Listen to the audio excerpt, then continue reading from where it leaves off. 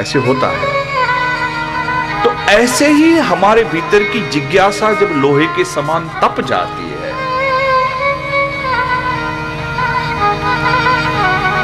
तब एक ही नजर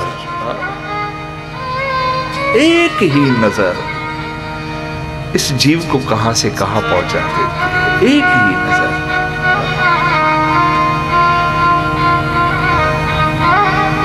तो सद्गुरु की कृपा अगर दीक्षा के रूप में देखी जाए,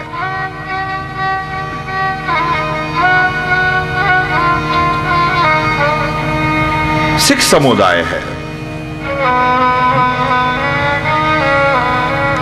उनको दीक्षा कैसे मिलती है? 10 गुरु तो गए, लेकिन वो जिज्ञासा इतनी बढ़ गई कि गुरु ने इतना कह दिया कि इसके बाद गुरु मानियो ग्रंथ। तो उसकी वाणी से आई हुई जो बात होती है वो अमृत के रूप में वो लेते हैं और अमृत छक के ये भक्ति आ जाती है। तो शरीर में कोई नहीं है, जिज्ञासा, ठीक है ना? वो जिज्ञासा अपने आप गुरु से मिला देती है। तो कुछ देर के लिए मैंने बात जो आरंभ की, आप अपनी जगह पर कुछ देर के लिए बैठ जाओ।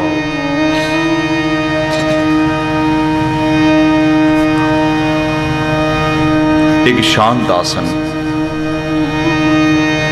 थोड़ी देर आंखों को बंद कर लो।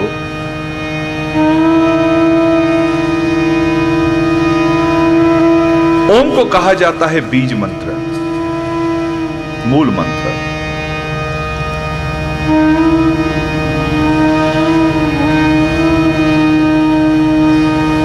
एक बहुत बड़ी बात है।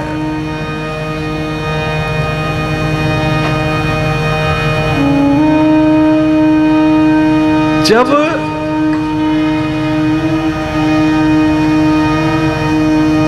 समझाने के लिए मैं आपको प्रमाण दूं,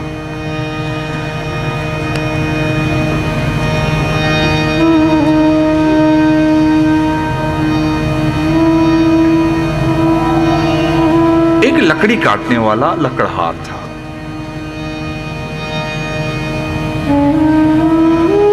लकड़ी काटकर सर में बोझा उठाकर आ रहा था।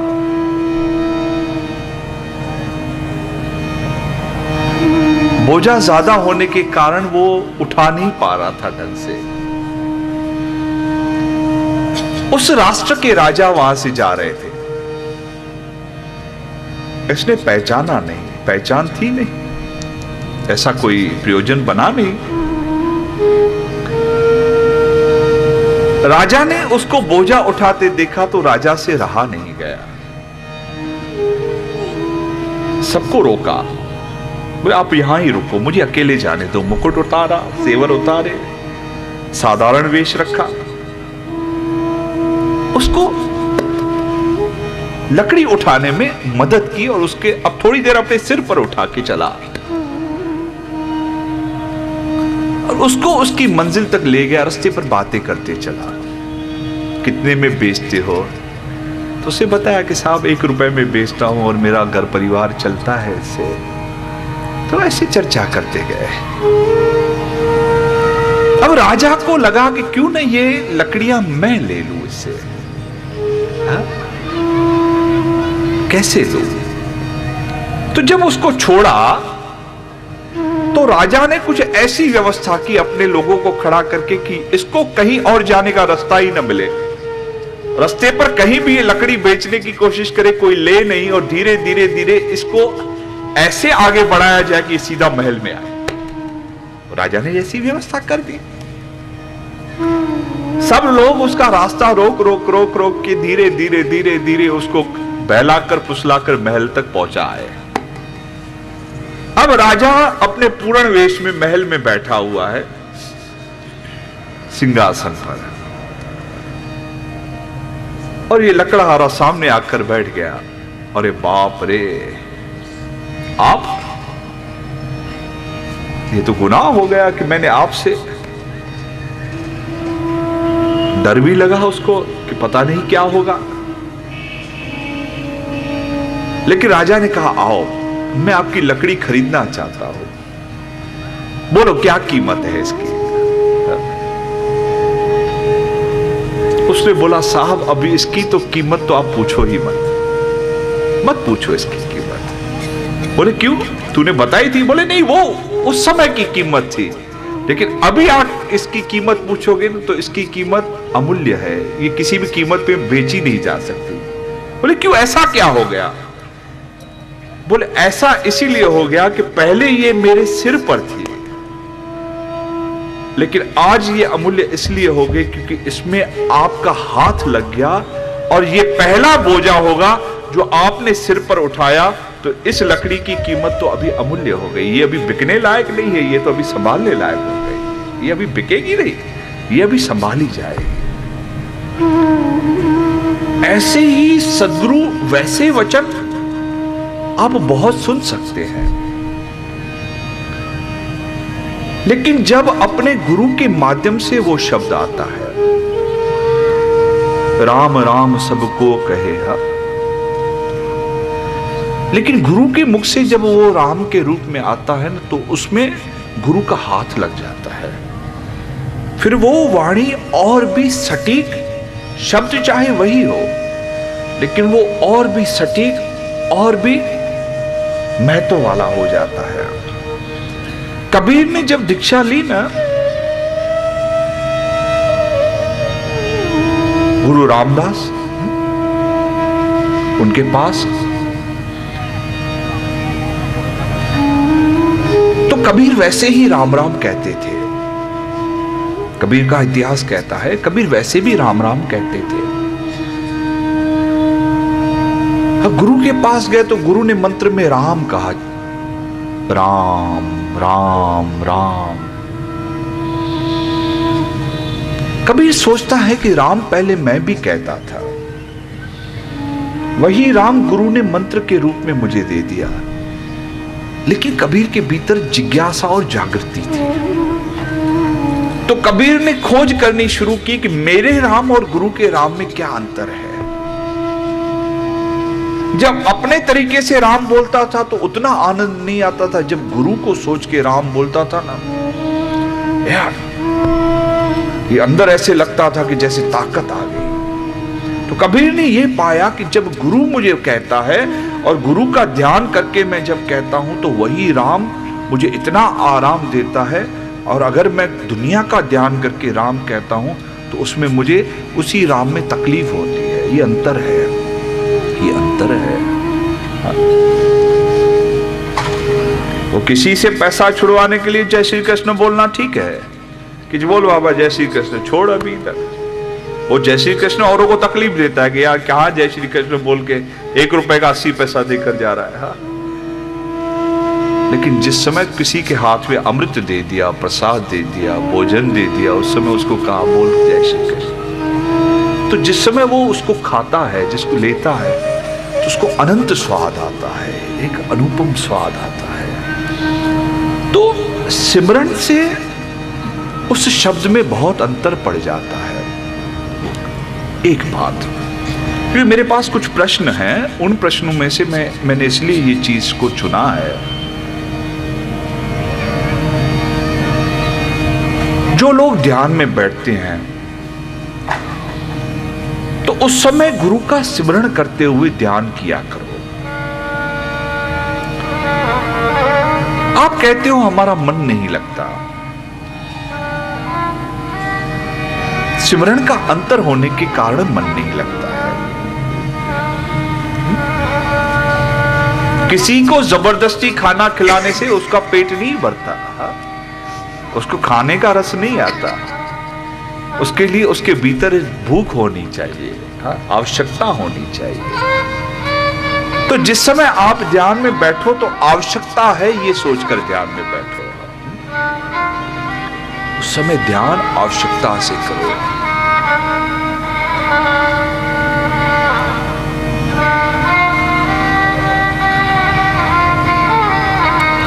रामकृष्ण परमहंस जब मां काली की पूजा करते थे ना,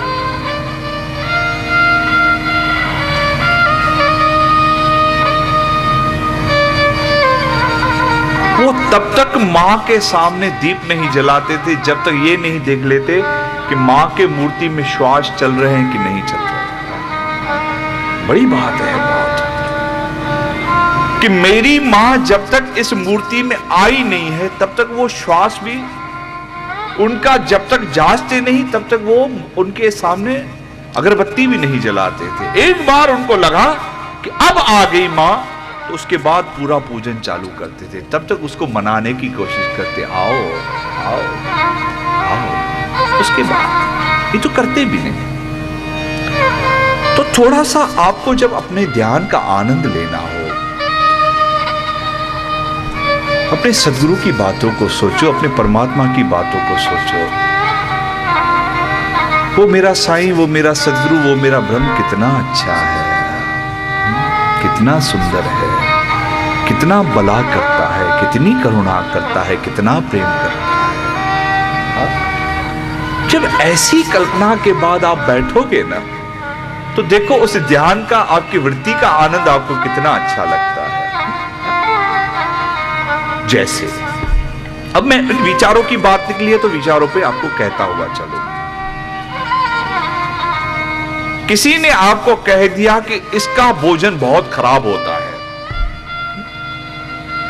आपने कभी चखा नहीं था। अला क्यों दो कैसा होगा कहकर आप बैठे।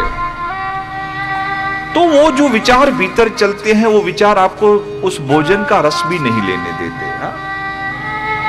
विकृति विचारों की उस रस को भी क्षीण करती है।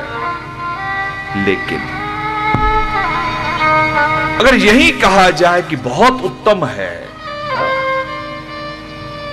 अरे आपने तो ऐसा कभी लिया नहीं होगा, बड़े बड़े लोग आते हैं यूं उंगलियां चाटते हैं, बोला गया। फिर जब आप उसके सामने जाओगे तो उसमें कुछ भी कमी ज्यादा कुछ भी होगा, आपको पता ही नहीं चलेगा कि नमक कम है कि क्या कम है। ये बढ़िया स्टाइल है, ये बढ़िया। मैं भागवत की आपको एक चर्चा कह दूं। भागवत में एक प्रमाण है गोपियों के संदर्भ में इसी बात को लेकर। एक गोपी मोहनथाल बहुत अच्छा बनाती थी। ससुर ने कहा कि आज मित्र आ रहे हैं और ऐसा बनाओ कि वो सब लोग तेरी तो तारीफ करते हुए जाए, मेरी भी करते हुए जाए। अब इसको जाना था भगवान कृष्ण के पास। मन अटका हुआ था कि भगवान यमुना के किनारे बांसुरी बजाते होंगे, सब गई है मैं नहीं गई। ठीक है, भागवत में कृष्ण लीला दशम स्कंद में ये बात आती है। तो अब गड़बड़ में खाना बन रहा था और शास्त्र कहता है कि गलती भी वहीं होनी थी। जब मोहनथाल की बारी आई तो उस समय शक्कर की जगह नमक, वो पोटली खुल गई और नमक चला गया। और बात तो तब बिगड़ने वाली थी जब वो परोसा भी जा चुका। उसको बाद में होश आया, अरे बाप रे ये तो परोस दिया, चक्कर तो देखना था कम से कम कैसा बना है। पिता ससुर अगर कहीं पहले मैं स्वाद चख लेती, अब मुझे तो भगवान का ख्याल था तो मैंने ध्यान ही नहीं दिया। अब उस गोपी ने थोड़ा सा लिया और चक्कर देखा तो मुंह से निकल गया, क्योंकि नमक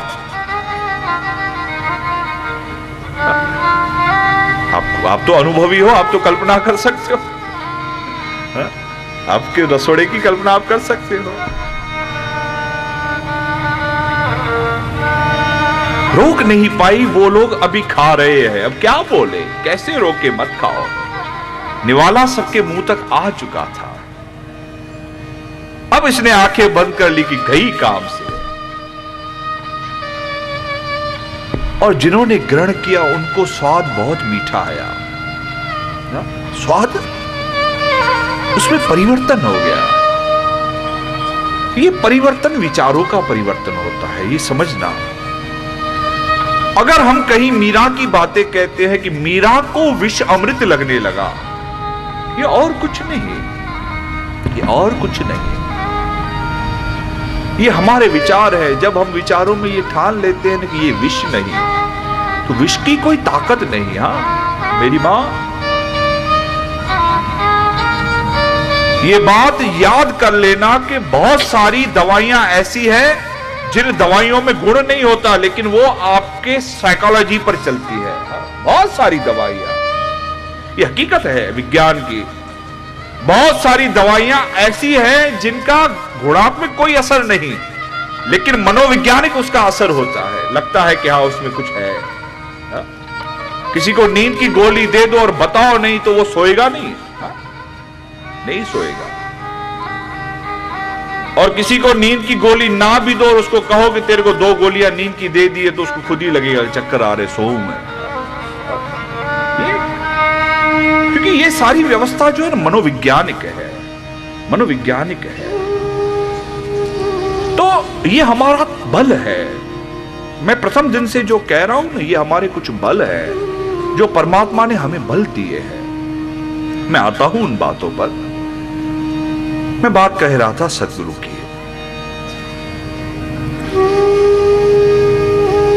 तो जब हम गुरु का ध्यान करें या नियम करें, मुझसे पूछा गया कि हम ये नियम भी क्यों करते हैं। ये हमारे विचारों के परिवर्तन के लिए है। भगवान को आवश्यकता नहीं है, उसको आवश्यकता नहीं है। आप आरती करो, दीप जलाओ, अगरबत्ती जलाओ, उसको आवश्यकता नहीं, लेकिन उसका मनोवैज्ञानिक प्रभाव हमारे विचारों पर पड़ता है। ये बात समझना।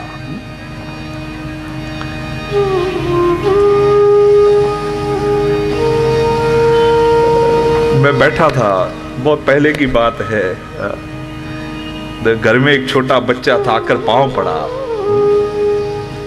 बहुत छोटा था, गया नीचे फाइटिंग करके आ गया, फिर आके पांव पड़ा। तो क्या करके आया? बोले साईं जी आपके पांव पड़ के आया, तो उसको बस मार के आ गया, मैं फाइटिंग करके आ गया। ये तो बच्चा तो अभी बड़ा भी हो गया है। तो ये हम जब छोटे थे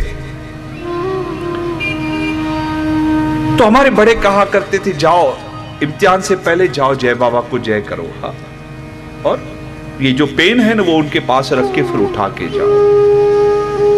हम पूछते थे क्या होगा इससे, तो हमारी माता कहती थी कि बाबा दया करेंगे तो तेरा इम्तिहान अच्छा जाएगा। प्रभाव कहां पड़ता था? प्रभाव पड़ता था मनोवैज्ञानिक, हमारे विचारों पर। हम जब वो पेन लेकर जाते थे ना तो ऐसा लगता था कि जय बाबा हमारे साथ है। जब लिखते थे ना तो हमारी स्पीड भी बढ़ जाती थी, गति भी बढ़ जाती थी, और ऐसे लगता था कि प्रश्न सारे सरल हो गए हैं। प्रश्न वैसे ही होते थे, लेकिन उसकी सरलता का कारण हमारा मनोविज्ञान था, हमारे विचार थे, हमारे विचारों में वो आ जाता था। ऐसे ही जब हम नियम करते हैं ना घरों में, तो घरों के नियम हमें मनोवैज्ञानिक हमारे विचारों में परिवर्तन लाते हैं। नियम करते हुए जाओगे, चिड़चिड़े नहीं होगी, क्योंकि विचार 5-10 मिनट 15 मिनट के लिए शांत हो गए। कहीं लगा कि भगवान मेरे साथ है। ये ऐसा ही है जैसे माई तेरे घर में सांस न हो और सांस हो। हाँ? हाँ? कितना मनोविज्ञान का अंतर पड़ता है। हाँ? सांस ना हो तो और सांस हो तो ये मनोविज्ञानिक। घर में बड़ा ना हो, मैं तो ये तो मजाक में कह रहा हूं, घर में बड़ा ना हो। हाँ? वो एक घर का मालिक कहीं 2, 4, 5, 6 महीने चला गया। जब मालिक चला गया तो घर के नौकर सारे मालिक हो गए। वो जो चौकीदार था वो चौकीदार कहे मैं तेरी क्यों सुनूं, रसोईया कहे मैं तेरी क्यों सुनूं, घर में झाड़ू लगाने वाला कहे मैं तेरी क्यों सुनूं, मालिक कहे मैं तेरी क्यों सुनूं। हा? अब सब लोग एक समान, वो कहे हम आपकी क्यों सुने, एक दूसरे की क्यों सुने। और एक दिन मालिक की चिट्ठी आ गई कि बस मैं आ रहा हूं फलाने तारीख को, तो हर कोई अपने अपने काम पे लग गया। चौकीदार गेट पर, माली सब कुछ बाग बगीचा ठीक करने में, और झाड़ू पोछे वाला घर साफ करने में, रसोईया रसोड़े में, सब अपने अपने काम पे लगे। अब तो डर लगने लगा कि मालिक आ रहा है, और जिस दिन मालिक आया तो सारी व्यवस्था अपने आप ठीक हो गई। ऐसे ही ये विचारिक बात है। हमारे विचार हमारा बहुत बड़ा बल है, बहुत बड़ा बल है, बहुत बड़ी ताकत है। एक शरीर की ताकत, दूसरी मन की ताकत, ये ताकत है। तो कोशिश करो इन सारी ताकतों का उपयोग करो, दुरुपयोग नहीं। हम इनका उपयोग विनाश में करते हैं। मैं कहता हूं आगे, शरीर हमारा विनाश के लिए है, हम विनाश कर रहे हैं। हमारी मन, हमारा बुद्धि, हम विनाश करते हैं, विकृति आ गई है। हम बुरा करते हैं, बुरा सोचते हैं। तो सबसे पहले थोड़ा सा, जब भी आप ध्यान और नियम में बात निकली, हम अजीब है। मेरे को आज किसी महिला ने दोपहर को प्रश्न किया, मैं अभी उसका चलते चलते उत्तर देता जाऊं। कहा कि 2 बेटियां हैं, ये क्यों हुआ? मैंने कहा कि ना आप पहले हो ना आप आखिरी हो, 2 बेटियां। ये तो एक संसार का चलन हो गया है कि बेटा चाहिए, एक संसार का चलन है। माफ करना, अगर व्यवहारिक बात में आपसे कहूं तो बेटा, माफ करना, हाँ, इसको अन्यथा भी मत लेना। बेटों ने कभी मां बापों को सुखी नहीं रखा, बेटियों ने फिर भी मां बापों को सुखी रखा है। बिल्कुल, हाँ, बिल्कुल। अगर आप कभी तो बड़ों को बेटों से मांगते हुए डर लगता है, फिर भी बेटियों से मांग सकते हैं एक बार, लेकिन बेटों से मांगते हुए डर लगता है। ये व्यवहारिक में बात कहता हूं। हाँ, बेटे तो कभी भी अलग हो जाएंगे, हाँ, दावा ठोक देंगे कि चलो मेरा हिस्सा बनता है। हाँ? और बेटी जिस दिन भी घर आएगी तो मां बाप के लिए कुछ न कुछ ले आएगी, कुछ न कुछ। हाँ? ससुराल से भी आएगी ना तो कुछ न कुछ, जो भी छोटा मोटा होगा कि मेरे पिता को ये अच्छा लगता है, मेरी मां को ये अच्छा लगता है, ले आएगी। टूटा फूटा होगा, लेके जरूर आएगी। बेटा कभी नहीं पूछेगा आकर के आपकी तबीयत कैसी है मां बाप को, लेकिन बेटी आएगी ना पूछेगी आप कैसे हो, खाना तो खाते हो ढंग से कि नहीं। ये एक व्यवहारिक बात है। मुझे समझ में नहीं आता कि औरतें औरतों की दुश्मन क्यों हो गई है, वो नहीं समझ में आता मुझे। माफ करना, आपको तो अनुभव है, पुरुष का और महिला का आपको अनुभव है, उसके बाद भी मैं ये व्यवहारिक बात कर रहा हूं। अगर इसको मैं अध्यात्म के रूप से आपको कहूं ना तो आपको बहुत बड़ा आश्चर्य लगेगा। मैं अपना अगर अध्ययन कहूं आध्यात्मिक रूप में तो सुनो, हम हमारे कर्मों के अनुसार पुनः जन्म लेते हैं। जिसका जिसके पास कर्म रहा हुआ रहता है वो उसी के घर में जन्म लेता है। हाँ, ये कर्म सिद्धांत सीधा कहता है। अब मुझे कहो कि हमारा कर्म किसके साथ है? ज्यादा से ज्यादा हम अपने जीवन में जो कर्म करेंगे वो अपने परिवार के साथ, गैरों मित्रों के साथ नहीं। हाँ? सीधी सी बात है। हमारा ज्यादा से ज्यादा समय कहीं झगड़ा करना हो, कहीं किसी को तंग करना हो, कोई लड़ाई हो। अब बाहरों से तो लड़ने से रहे, हमको भी पता है कि खा कर आएंगे। हाँ? ग्राहक से तो लड़ने को रहे, हाथ जोड़ेंगे, बाबा पैसे दे दे, अभी किस्तों में दे दे, 500 रुपया महीना करके दे दे। हाँ? घर का भाई 10,000 खाएगा तो वहां झगड़ा होगा, ग्राहक खाएगा तो कहां झगड़ा होना है? वहां तो 500 रुपए की किस्त भी चल जाती है कि 10 साल में देना, लेकिन दे। तो कर्म जहां टूटता है वो घर में टूटता है। ठीक है, हमारी जो कर्म की पूरी व्यवस्था है वो घर से है। पति पत्नी से अच्छा नहीं चलेगा, मां बेटे से, बेटा मां से, बाप बाप, ऐसे। तो हमारा जो कर्म बनता है या बिगड़ता है वो अपने परिवार में, अपने कुटुंब में। 7 पीढ़ियों तक पितृ पुनः अपने कुटुंब में आते हैं। हाँ? 7 पीढ़ियों तक पितृ पुनः अपने कुटुंब में आते हैं, ऐसा शास्त्र का कर्मकांड का मानना है। अब सबसे बड़ी बात, जो बेटा बनकर आया वो कौन है? जिसके साथ हमारा कहीं ना कहीं पूर्वजों के साथ लेना देना था, वो बेटा बनकर आया, चाहे मेरा हो चाहे आपका हो।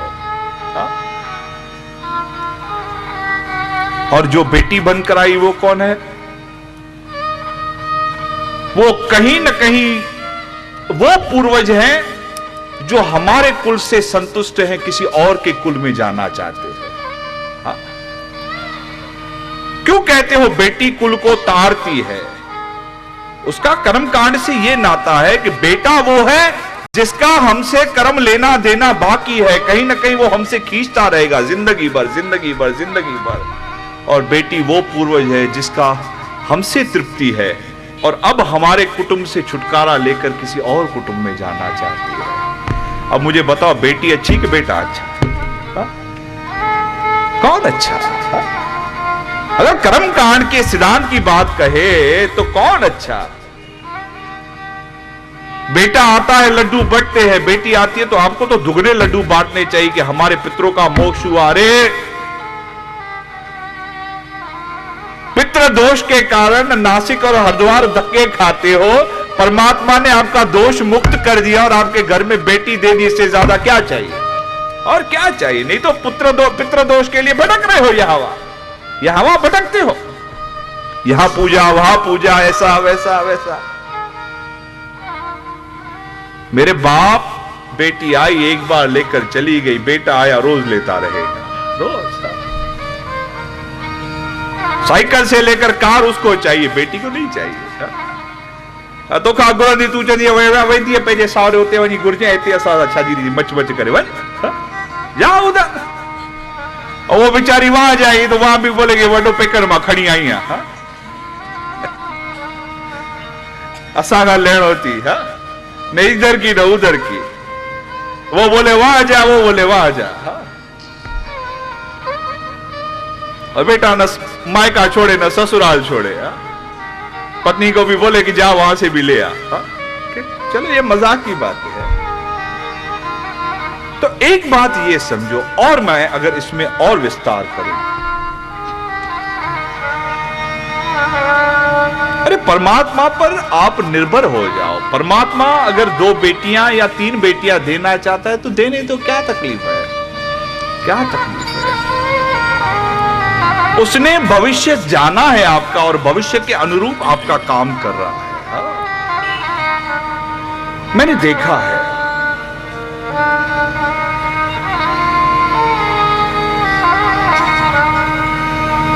जिनके घरों में बेटियां भगवान देता है ना, उन बड़ों की जिम्मेदारी की ताकत भी देता है। मैंने देखा है ऐसा, अक्सर देखा है, मैंने अक्सर देखा है।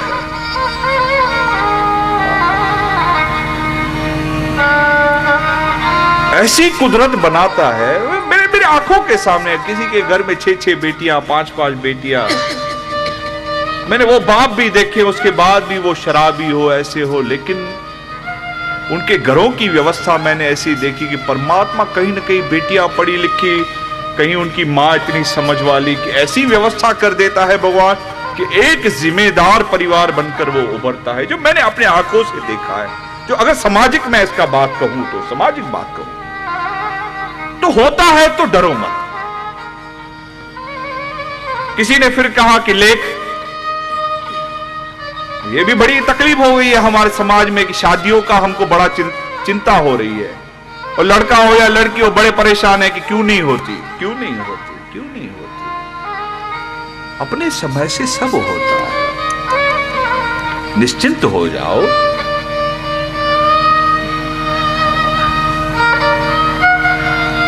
उसने बनाया होगा तो उससे 1 साल या 2 साल या 3 साल या वो पहले ही उसको बेच दिया होगा। किसी का पहले का, किसी का बाद का। अगर लड़का है तो उसकी लड़की बाद में पैदा की होगी, अगर लड़की है तो उसका लड़का पहले ही पैदा कर लिया होगा। तो आप क्यों चिंता करते हो? क्यों चिंता करते हो? इतना सिर्फ देखो कि आप परिश्रम करो बस। मैंने कल भी ये बात कही, करो नियति से, परिश्रम से, चिंताहीन होकर चलो। इस शरीर का काम है काम करना, मन का काम है आनंद और युक्ति से चलना। शरीर का काम है काम करना और मन का काम है इस शरीर को आनंद और युक्ति से चलाना, कि अंदर आनंद रहे और युक्ति से साधनों और सहयोगियों का इस्तेमाल करें। तन माध्यम, अब मैं खुला बोलूं, उपयोग की व्यवस्था, तन माध्यम। कार में आए, कार माध्यम। आप अक्ल वाले हो, पीछे बैठ गए, ड्राइवर को बोला संभल के चलना। भैया रास्ता देखना, जाका जोका, स्पीड ब्रेकर, ये वो सब संभालते हुए आराम से ले चलना। जिस गली में ट्रैफिक नहीं उस गली से चुपचाप निकल के चलना, इस समय तक पहुंचाना। ये किसने किया? ये मन ने किया। मन ने क्या किया? इस शरीर रूपी गाड़ी का इस्तेमाल किया और इस गाड़ी के साथ जो साधन थे उनका इस्तेमाल कर दिया, सहयोगी थे उनका इस्तेमाल कर दिया। ऐसे ही विचार प्रबल, बुद्धि युक्ति, शरीर परिश्रम और बुद्धि की युक्ति से साधन और सहयोगियों से व्यवस्था ले लेना, बस। इन नट शॉर्ट, छोटे में अगर कहूं, परमात्मा ने ये शरीर, ये साधन, ये सहयोगी, तीन व्यवस्थाएं आपको बाहर से सुख लेने के लिए दी है और एक व्यवस्था आपके भीतर दी है जो इन सबको चला सकती हो अपने अक्ल से, वो है आपका मन और आपकी बुद्धि। ये चार बल है। तो प्रथम बल, इन विचारों को मजबूत बुद्धि से, अक्ल से, और बुद्धि तभी चलती है जब यह व्यक्ति चिंताहीन होगा। सीधी सी बात, मैं कोई लंबा नहीं खींच रहा, कोई भी यहां वहां के शब्द नहीं कह रहा, सीधा कह रहा हूं। निश्चिंत व्यक्ति सहयोग ले सकेगा, निश्चिंत व्यक्ति साधनों का उपयोग कर पाएगा। अगर निश्चिंत नहीं रहा तो न शरीर का उपयोग होगा, न साधनों का, न सहयोगियों का, भूल जाएगा। ए गड़बड़ गड़बड़ गड़बड़ गड़बड़ गड़बड़, ये भूल गया, वहां भूल गया, वहां भूल गया, वहां भूल गया। निश्चिंतता पहले। तो पहले निश्चिंतता लाने के लिए विचारों से विकृति निकालो। मैंने पहला उपाय आपसे कहा, मेरा विषय परसों से मैं फिर से आपको कहूं, हमको परमात्मा ने साधन दिए, हम साधनों का उपयोग नहीं कर पा रहे हैं। चार साधन, शरीर, मन, सहयोगी और जो भी विषय इत्यादि साधन। ये चार बल परमात्मा ने हमको दिए, लेकिन हम उनका उपयोग नहीं कर पा रहे हैं।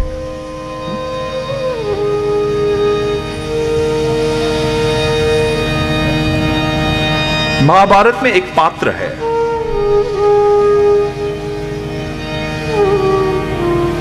वो है जयद्रथ।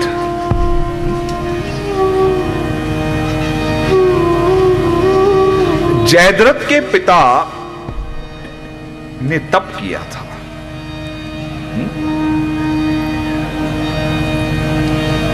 अब भगवान कृष्ण की मैं एक एक बात आपको इन चीजों को समझाने के लिए कहूं, थोड़ा मैं महाभारत का आधार ले रहा हूं इस पर।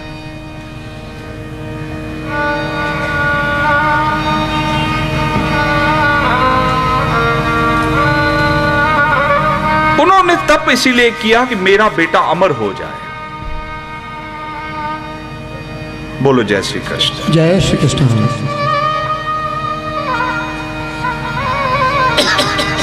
थोड़े थोड़े आप जरा यहाँ पर जो खाली जगह आप आगे आ जाओ, तो पीछे से लोगों को काफी मेहनत करके आगे आना पड़ रहा है। आ जाइए आगे थोड़ा थोड़ा।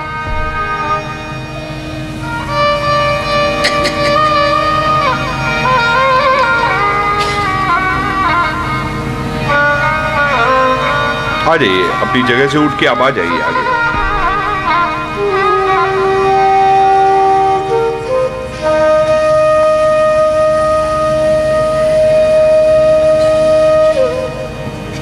तो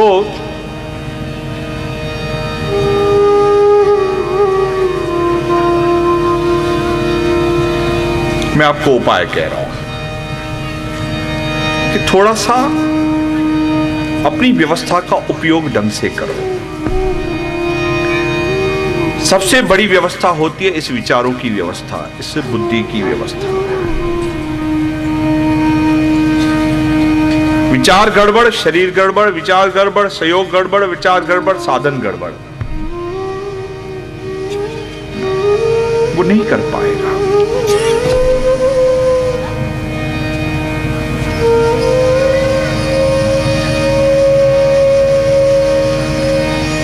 अश्वत्थामा को जब दुर्योधन ने कहा कि मुझे 5 पांडवों के सिर लाकर दो, 2 चरित्र उस समय मैं कहता हूं विचार के रूप में। एक अश्वत्थामा, दूसरी द्रौपदी।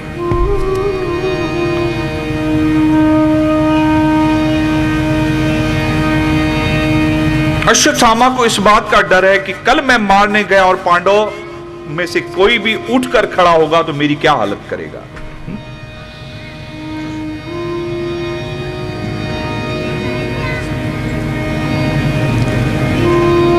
गुप्तचरों ने बताया कि आज विजय हुई है तो 5 पांडव संग में सोए हुए हैं।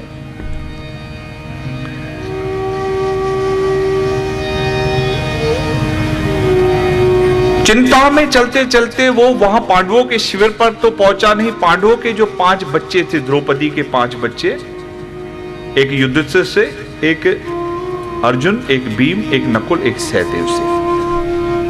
द्रौपदी को 5 बेटे थे, वो साथ में सोए हुए थे।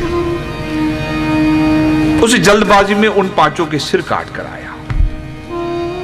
5 सिर लाकर उसने दुर्योधन के सामने धर दिए। दुर्योधन ने कहा ये क्या कर दिया, देखा नहीं? अरे बाप, इसको तो बाद में पता चला कि मैं क्या कर आया। ये 5 पांडव नहीं, ये 5 पांडवों के बच्चे हो गए। डर गया, भागा कि अब तो गया, अब मेरी खैर नहीं।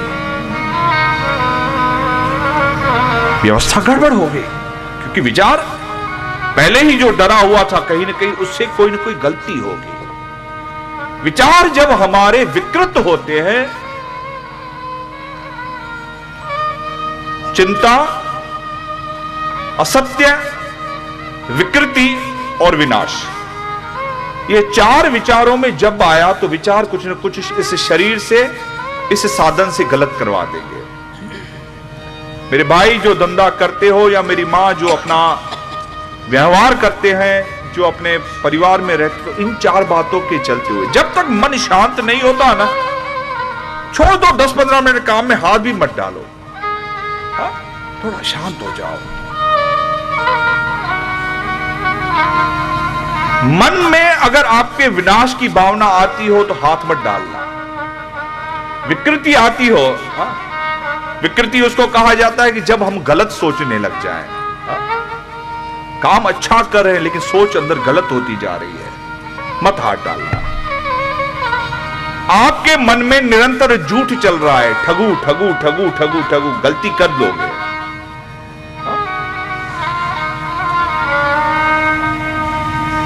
और चिंता, मन कहीं और लगा हुआ है और काम कोई और कर रहा है, ये चिंता है।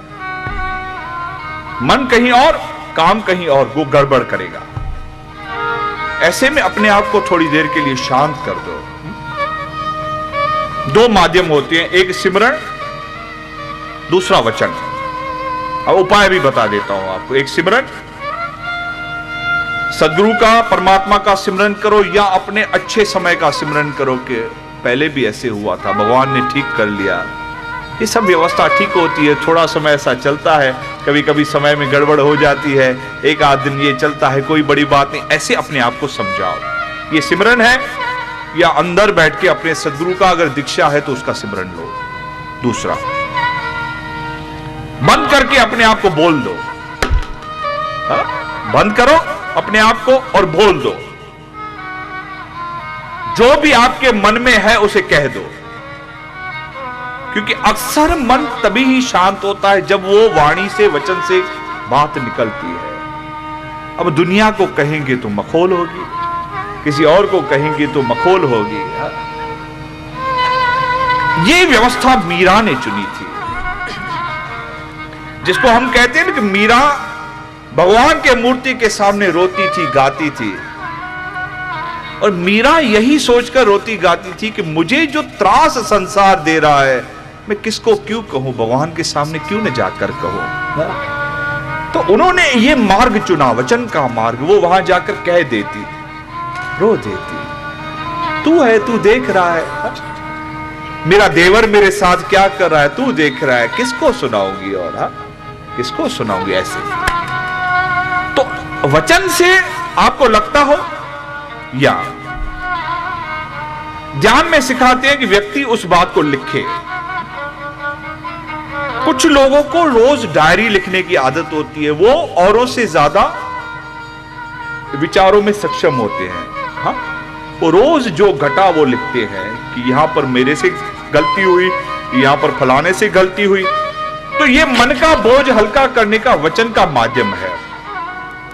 लिख दिया, चिट्ठी बना के फाड़ के फेंक दिया, डस्टबिन में डाल दिया, कूड़ेदान में डाल दिया, मन हल्का हो जाता है। चलो, मैं ज्यादा इस बात को नहीं कहूं, तो विचारों को धीरे धीरे धीरे धीरे ऐसे आदमी प्रबल बनाता है।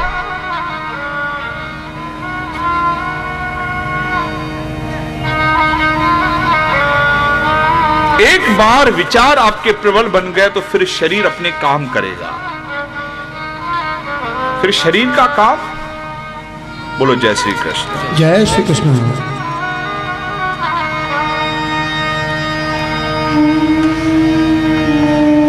मैं महाभारत की बात कह रहा था आपसे। दो चरित्र एक साथ उस समय चले। एक और महाभारत की जयद्रथ की बात रहेगी, मैं वो कहूंगा आगे।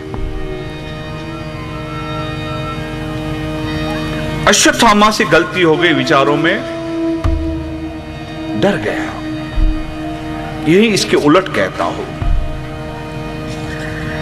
उसी घटना में एक चरित्र है द्रौपदी, जिसके 5 बेटे युवान मरे हो। 5 बेटे युवान मरे हो। भागवत के प्रथम स्कंद में ये सारी विवरण है, महाभारत में तो है, भागवत के प्रथम स्कंद में।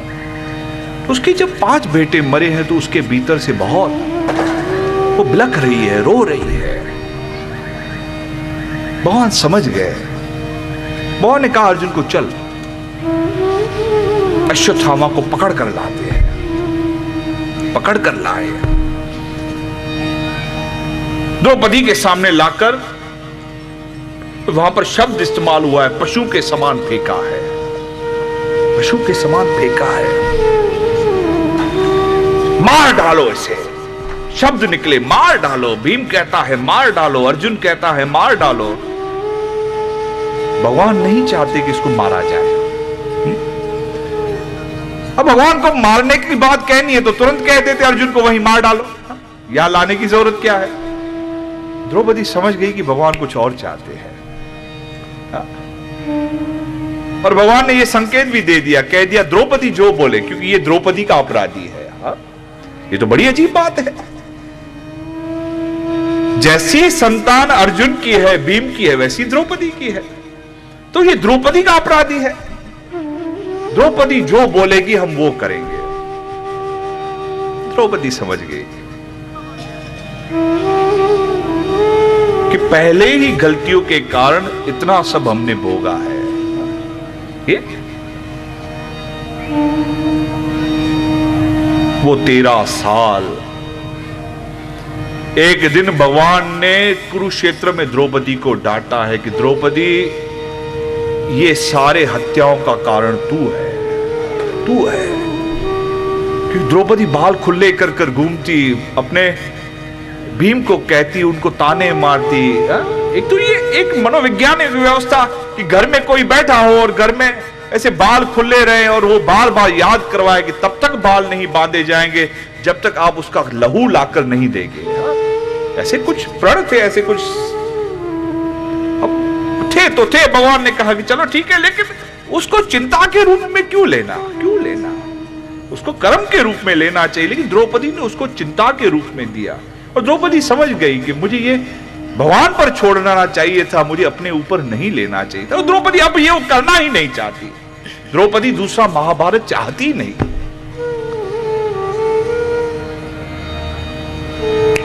मुच्यताम मुच्यताम मुच्यतामेषु, छोड़ दो, छोड़ दो, छोड़ ही दो उसे। क्यों द्रौपदी छोड़ क्यों दे? बोले नहीं, ब्राह्मण है एक, गुरु का बेटा है दो, और मैंने अपने बच्चों को खोया है। मैं नहीं चाहती कि किसी मां का बेटा जाए, क्योंकि ये भी किसी मां का बेटा है, इसकी मां भी जीवित है। इतनी बड़ी व्यवस्था है, इतना बड़ा दुख में आदमी कह सकता हो। मैं ये कहानी नहीं कह रहा आपसे कि दुख हो घर में, जिसके 5 बेटा गए हो, वो बदला लेने की जगह पर मर्यादा की बात करता है। उसे उस समय मर्यादा धर्म याद आता है कि गुरु का बेटा गुरु के समान होता है, कोई गुरु को कैसे मार सकता है। और ये भी किसी माई का लाल है, मां का बेटा है, मैंने खोया है किसी और को। ये उसी के भीतर से हो सकता है जो चिंतन रहित होगा, जो चिंता रहित होगा। जो लोग अपना व्यवसाय और बढ़ाने की सोच रहे हैं, वो लोग जो अपना परिवार और बढ़ाना चाहते हैं, धीरे धीरे चिंता मुक्त करो अपने आप को। आपको बहुत संभालना है, और बहुत संभालने के लिए आपको अपने मन का बल चाहिए, जो परमात्मा ने बना बनाया आपको दिया है। कहीं से लेने की जरूरत नहीं है। सेक्रेटरी, सेल्समैन, ये वो नौकर चाकर तो आपको कहीं ना कहीं किसी से लेने पड़ेंगे उधार, या मांगना पड़ेगा। लेकिन परमात्मा ने 2 सुविधाएं आपको बनी बनाई दी है, एक मन की व्यवस्था, दूसरी इस शरीर की व्यवस्था। मन का संकल्प, शरीर उसको क्रियान्वयन करे। मन का संकल्प, शरीर उसका क्रियान्वयन करे। ये करो। कल्पना कल्पना कल्पना करते रहते हो, ये थींदो वो थींदो वो थींदो, शेख चली जैसे हम लोग। कल्पना, 1 रुपया मिलेगा, 1 रुपए से अंडा आएगा, अंडे से मुर्गी आएगी, मुर्गी से और अंडे आएंगे, और अंडों से और मुर्गी आएगी, और अंडे आएंगे, फिर अंडा, फिर मुर्गी, फिर अंडा, फिर मुर्गी। एक दिन तो बहुत सारे अंडे, बहुत सारी मुर्गियां, ब्रेड भी अपनी बनाऊंगा। ये मैंने जोड़ दिया, ठीक है ना? ये कल्पना कल्पना। शास्त्र स्पष्ट कहता है, जो सिर्फ कल्पना में जीता है वो नीच कोटि का है। जो सिर्फ कल्पनाएं करता रहता हो और उसके लिए यत्न और प्रयत्न नहीं करता हो, परिश्रम नहीं करता हो, नीच कोटि का है। और जो कहीं कल्पना के बाद उसे कहता हो और कुछ करता हो, वो मध्यम कोटि। और जो कहता नहीं, कल्पना के बाद करता जाता है और करता ही रहता है, कभी उसको छोड़ता नहीं, वो उत्तम कोटि। करता जाए, करवानो थामनो नथी। जब तक आयुष है तब तक उसको जाने नहीं दिया, अपने धर्म को, अपने कर्तव्य को, वो उत्तम कोटि। मैं पुनः लौट आऊं महाभारत की उस व्यवस्था में। उपयोग तो एक पात्र है जयद्रथ। बोलो जय श्री कृष्ण। जय श्री कृष्ण। एक 10-15 मिनट में आपको समझा के फिर मैं, क्योंकि हम अपने अंतिम चरण में जो मैंने विषय 3 दिनों से छेड़ा है, छोटे में मैंने कह दिया, मनोबल परमात्मा ने दिया है।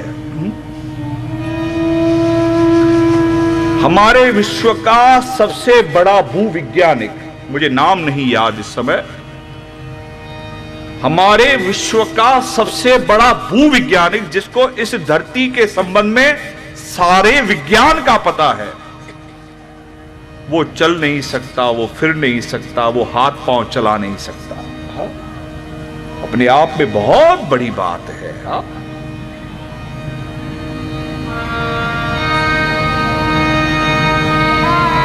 किसी समाचार में मैंने उनका चेहरा देखा, उनको व्हील चेयर पर लेकर आए,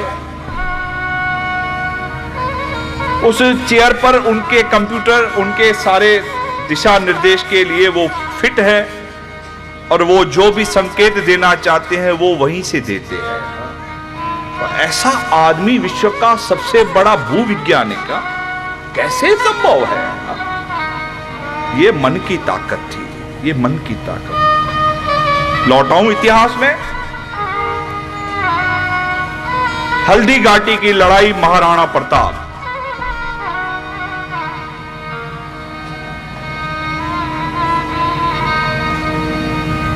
इतिहास कहता है कि योद्धाओं में इतना जोश था,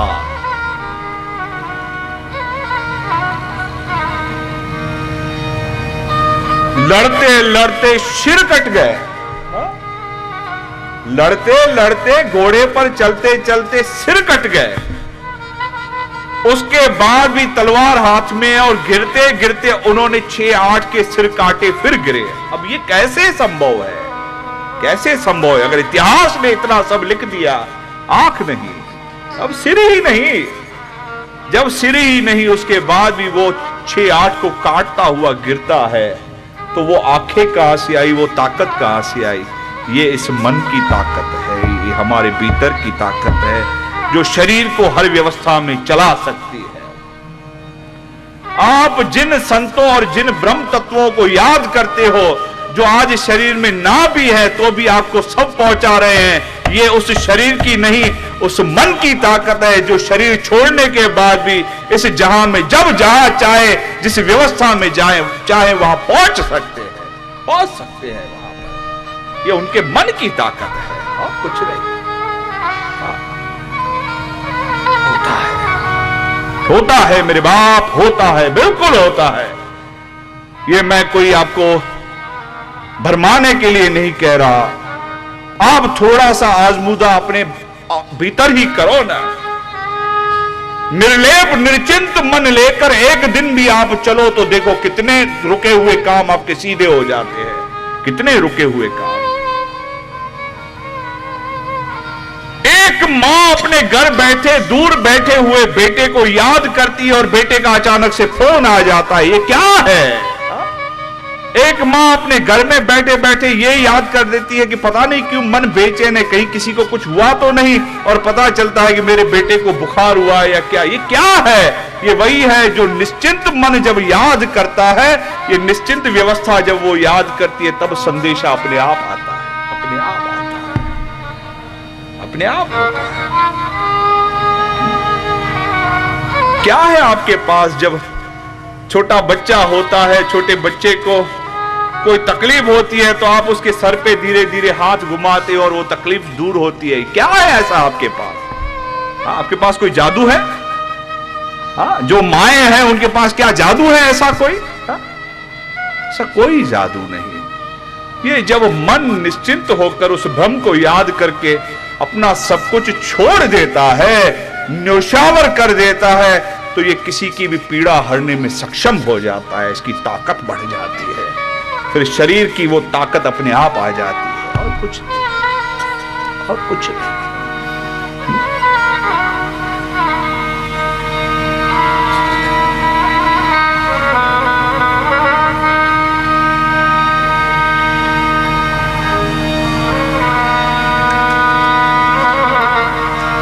वो जो लड़ाई के लिए, और दोनों बातें हैं यहां पर, निगेटिव लोग भी पॉजिटिव लोग भी, हमारे सैनिक हो या किसी के भी, तो जब लड़ने जाते हैं तो क्या सोच के जाते हैं?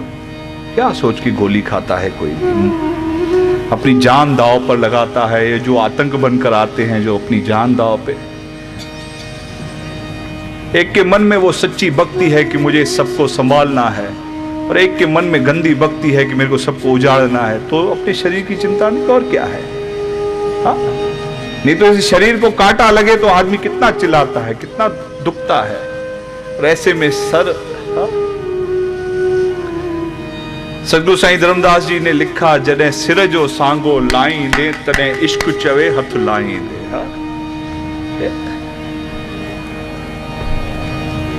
जब अंदर से वो ताकत आती है तभी जाकर। मैं व्यवस्था की बात कह रहा था। ओम ओम ओम। महाभारत का पात्र है जयद्रथ। उसके पिता भगवान की भक्ति की, मेरा बेटा अमर हो। भगवान ने कहा संभव ही नहीं, संभव ही नहीं। उसमें गुण तो होने चाहिए। और जो जन्मा सो मरसी, सबको ही आई ये वारी है। जो आया सो चलसी, जो आया सो चलसी, सबको ही आई ये वारी है। जो आया है वो जाएगा। उन्होंने थोड़ी व्यवस्था अपने विकृति के हिसाब से गलत कर दी। बोले बाबा कम से कम इतना वरदान दे दो कि जो मेरे बेटे को मारे वो तो मरे।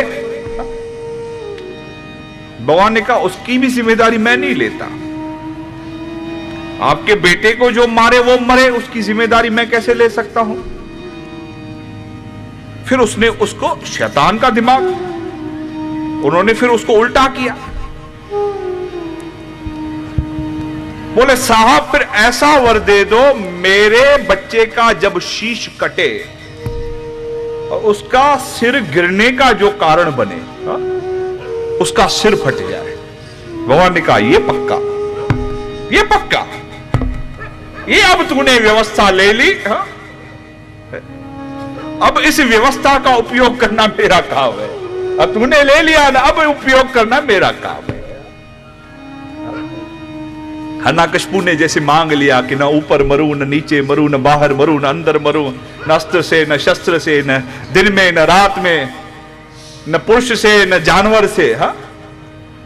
भगवान ने कहा तू लगा अपनी जितनी तुझे लगानी है, लगाता जा, लगाता जा। मुझे पता है कि उपयोग कैसे करना है इन सारे वचनों का, तू लगा।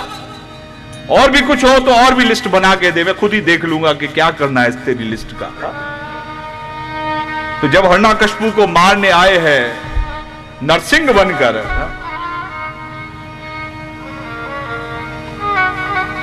वो घर के न अंदर है न बाहर है, वो जो चौखट है चौखट पर बिठाया है। बोले बता अंदर है कि बाहर है? बोले न साहब अंदर न बाहर। गोदी में रखा। बोले बता न नीचे है कि ऊपर है? कहां है? बोले न नीचे हूं न ऊपर हूं। और संध्या का समय, बोले दिन है कि रात है? बोले साहब न दिन है न रात है। मेरे हाथ में कोई अस्त्र है कि शस्त्र है? भगवान ने नाखून से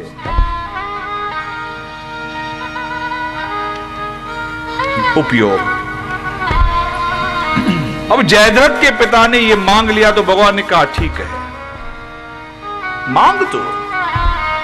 अब इसका उपयोग करना भी मुझे आता है कि कैसे इसका उपयोग करना है। वो समय जब अर्जुन निकले हैं जयद्रथ को मारने। जयद्रथ ने अभिमन्यु को मार दिया चक्रव्यूह में, कारण था अर्जुन चले हैं।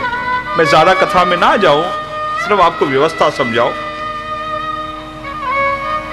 आवेश में आकर अर्जुन जब उसको जयद्रथ को मारने लगे तो भगवान ने कहा रुक रुक, अरे तू जानता नहीं जिसे मारने जा रहा है उसका सिर अगर यहां गिरा तो तू उसके सिर गिरने का कारण होगा, तेरा सिर यहां फटेगा। रुक। बोले बाबा मेरे हाथ में मेरा दुश्मन है, मुझे मारने दो। बोले नहीं, ये चिंता का विषय नहीं, ये युक्ति का विषय है।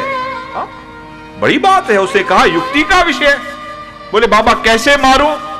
बोले अर्जुन इसका बाप फलानी जगह पर फलाने पहाड़ पे फलाने पेड़ के नीचे ध्यान में बैठा है, इसका सिर ऐसे काटो कि इसका सिर उड़कर उसकी गोदी में जाए। हा?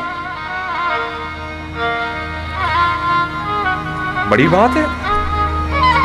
और अर्जुन ने सिर काटा और वो सिर उड़कर, प्रेरणा भगवान की, सिर उड़कर उस ऋषि के, जो उसका पिता था, उसके गोदी में गिरा है।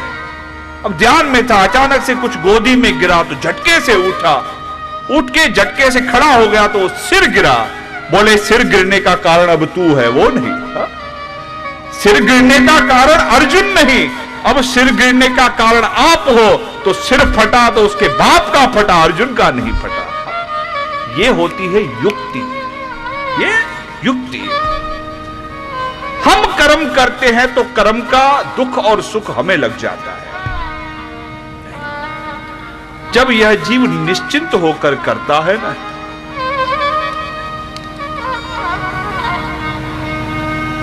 माफ करना, वो कहीं भी प्रकृति के कारण गलत भी हो गया, कभी कभी ऐसी प्रालबुद्ध प्रकृति बन जाती है, गलत भी हो गया, तो निश्चिंत मन का पाप इस शरीर को भी नहीं लगता। ये याद रखना, ये भगवान की व्यवस्था है, नहीं लगता। तो मेरी मां, मेरे भाई, मैं यहां पर आपको यह समझाने की कोशिश कर रहा हूं,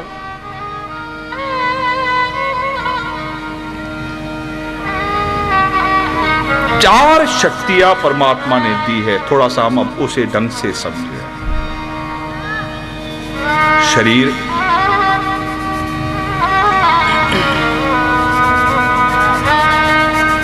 दो चीजें शरीर से ठीक से करो,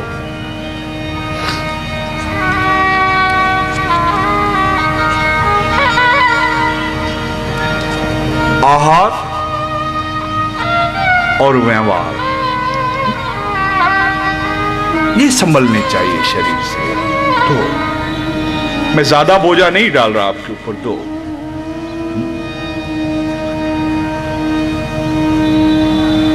वाणी से, शरीर से कर्म होता है। ठान लो कि गलत नहीं करना है, गलत नहीं करना है। कोई कैसा भी करे, आप अपना कर्म निभाओ, कोई कैसा भी करे, कैसा भी करे। परिस्थिति के अनुसार कभी कुछ निकल जाता है, वो दूसरी बात होती है। कोई सब ऐसा माहौल बन जाता है तो कुछ, वो दूसरी बात है। लेकिन अपनी इच्छा से, अपने सिमरण से, अपनी ताकत से आप वो कुछ ना करो जो किसी और को तकलीफ दे, या जो आपको ठीक, आपको सुहाता नहीं हुआ। एक मनुष्य बनकर, एक जीव बनकर हम जो करें वो कम से कम ऐसा न हो।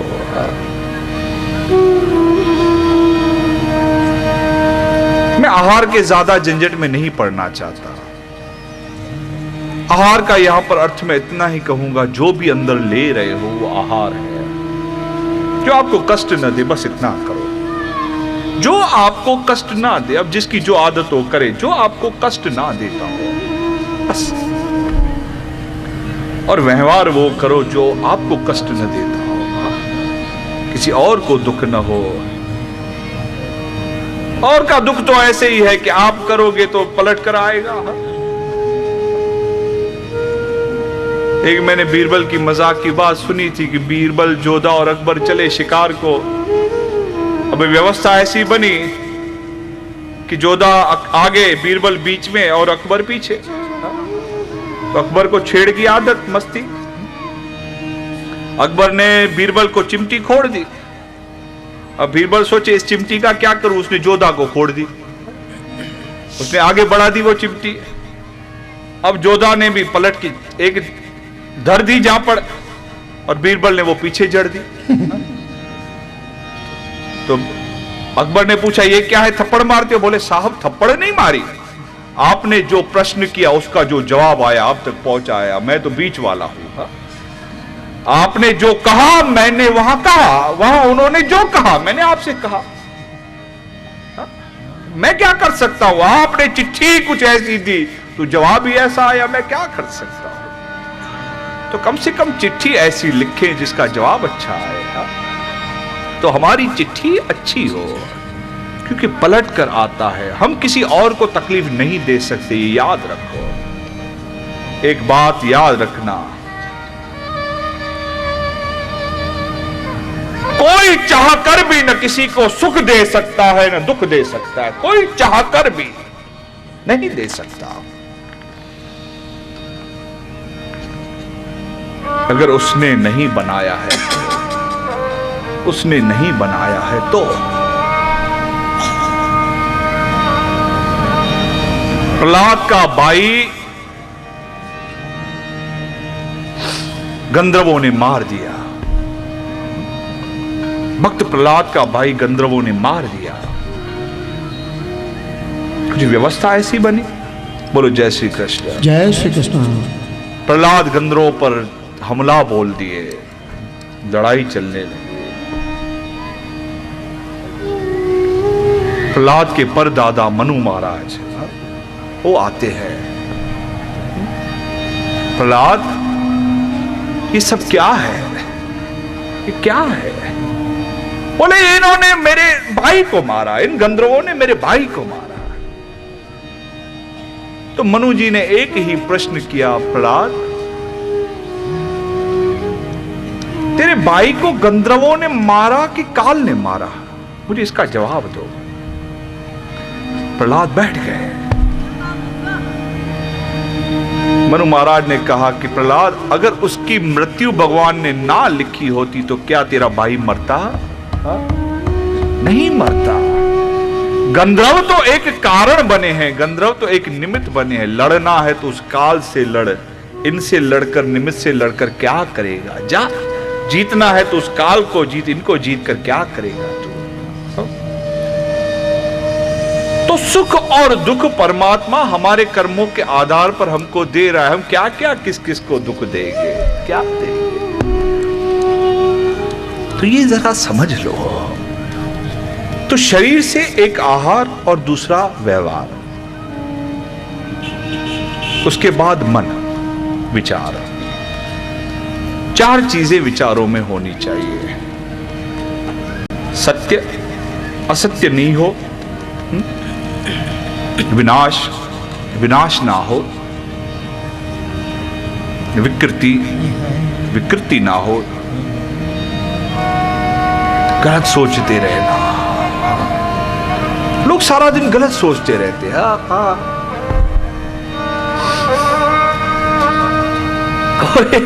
एक आदमी और ट्रेन में बैठा था, उसको छींक आ रही थी घड़ी घड़ी।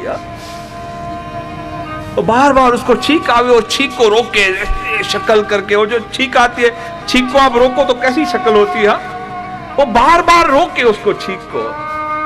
तो सामने वाला बैठा था, वो देख देख के उसको तंग हो गया कि यार क्या है, आ रही तो आने दे, ये बार बार आ रही, आने दे। तो उसने बोला, भाई साहब आपको छींक आ रही है, ले लो ना, क्या है, डरो मत, हम कुछ नहीं बोलेंगे। बोले आप बोलो नहीं बोलो, मुझे क्या चिंता है। तो बोले क्यों नहीं लेते हो? बोले वो यहां भी नहीं छोड़ रही। बोले कौन नहीं छोड़ी? बोले मेरी बीवी। बोले क्यों? बोले कहा जब भी छींक आए तो याद करना मैं तुम्हें याद कर रही हूं। तो बोले अच्छा है आपकी बीवी आपको याद कर रही है। बोले कब्र से याद कर रही है, मर गई है वहां से भी नहीं छोड़ रही है। अब मैं क्या उसके कारण कब्र में जाऊं?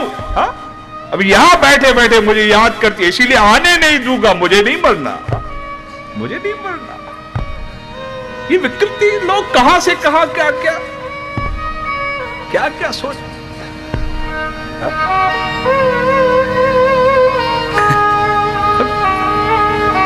ये हमने अपनी ऐसी कुछ व्यवस्था बना रखी है। मैं लोगों से कहता हूं हमारा संसार मजाक हो गया है। पत्नी पति के रिश्तों पर मजाक चलता है, सास बहू के रिश्तों पर मजाक चलता है। एक पावन संबंध परमात्मा ने बनाए, हमने उसका मजाक बना दिया, मजाक बना दिया। ठठोली चल रही है और क्या है, ठठोली है और क्या है, रिश्तों का मजाक ही बन गया है और क्या बना है। इतना अच्छा संयोग। अरे अकेले हो जाओ तो आपको पता चले कि क्या होता है, कोई न पूछे, कोई न पूछे।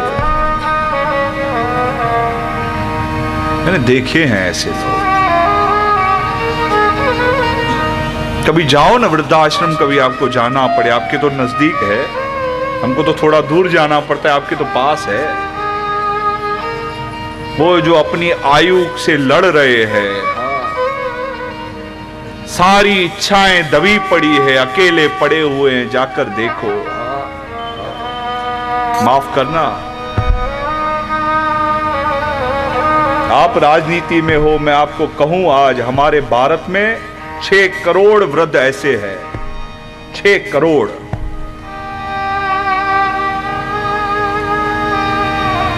जो या तो घर से बाहर है या तो अपने घर में बाहर निकलने का इंतजार कर रहे हैं, बस 6 करोड़। 110 करोड़ की आबादी के भीतर 6 करोड़ लोग ऐसे हैं जो घरों में तंग बैठे हैं या घरों से बाहर है। और हमारे पास रखने की व्यवस्था सिर्फ 15 लाख की है। सरकारी गैर सरकारी जितने भी वृद्धाश्रम बने हैं ना पूरे भारतवर्ष में, वो 15 लाख लोगों को संभाले हुए हैं। अभी तो 5 करोड़ 85 लाख लोग तो रास्ते पर है, रास्ते पर है। ये हमारे समाज का चित्रण है, ये हमारे समाज का। It's come to 5% of total population. It's come to 5%. 5% हमारे, मतलब हर 100 लोगों में से 5 लोग ऐसे हैं जो तंग हैं सर। तो कभी उन अकेलों का देखो हालत है। आज आपको सब है ना, किसी दिन भगवान वो छीन ले तो पता चले। ये व्यवस्था जो आज है तो कोई उसकी कदर नहीं करता है, तो कदर नहीं करता।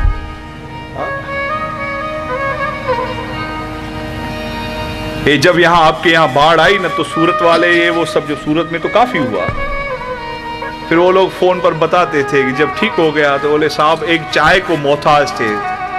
घर तो हमारा 4-4 मालों का था, लेकिन टेरेस पर पड़े थे तो एक चाय की भी कीमत का पता चलता था कि चाय कैसी है।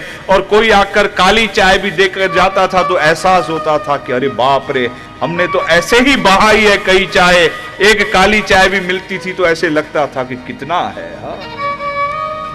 क्योंकि जिस दिन भगवान छीनता है उस दिन पता चलता है कि ये सब क्या है, नहीं तो किसको कीमत का पता है। मेरा इतना ही निवेदन है आपके साथ कि ये सारे भगवान के बल हैं आपको। बाबा हे डे, बाबा हो डे, वो चलता रहेगा, वो चलता रहेगा, वो तो करेगा, वो क्या है उसमें। लेकिन पहले जो दिया है उसको तो संभालो। वो भी देख रहा है कि तुझसे संभलता है कि नहीं, और दूं तो दूं कैसे, दूं तो दूं कैसे। एक तो संभालो, एक संभालो तो उसके बाद और दो। और जो 4 सुविधाएं भगवान ने दी उसका तो ढंग से उपयोग करो। साधन संयोग, पवित्र लक्ष्य,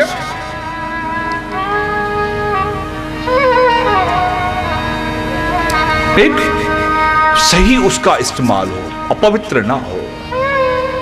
ये परमात्मा ने जो साधन दिए ना उनको अपवित्र कभी मत करना, कभी मत करना।